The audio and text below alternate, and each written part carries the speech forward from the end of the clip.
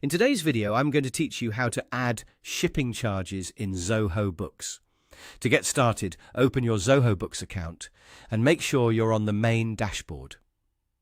Once you're inside the platform, the process is done from the invoicing section because shipping charges are typically added directly to a customer invoice. This is useful when you want to include delivery or freight costs as part of the final amount the customer needs to pay. From the left side menu, click on Sales and then select Invoices. This will take you to the area where all your customer invoices are listed. Here, you can review existing invoices or create a completely new one, depending on what you need. Next, click New to create a fresh invoice. This opens the invoice form, where you'll enter the customer and billing details. Start by entering the customer name in the appropriate field. Make sure you select the correct customer profile so the invoice is linked properly and all related details are accurate.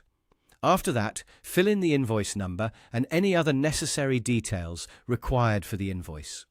This may include the invoice date, due date, items or services being billed, and any additional information your business normally includes.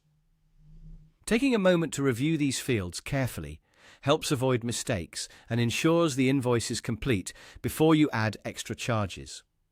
Once the main invoice details are entered, scroll down through the invoice form until you find the shipping charges section.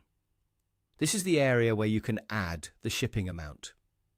Enter the correct shipping charge based on the delivery cost you want to bill the customer for. If your invoice needs tax applied to the shipping or to the invoice overall, this is also the point where you can enter or adjust the tax information as needed. As you do this, it's a good idea to quickly double-check the totals on the invoice. That way, you can confirm the shipping charge and tax are being included correctly in the final amount. This helps ensure the customer sees a clear and accurate breakdown of charges. When everything looks correct, click Save. Saving the invoice records all the information you entered, including the shipping charges and tax, so the invoice is ready for the next step in your workflow, whether that's sending it to the customer or keeping it for your records. And that's how to add shipping charges in Zoho Books. Once you've done it a couple of times, the process becomes very quick and straightforward.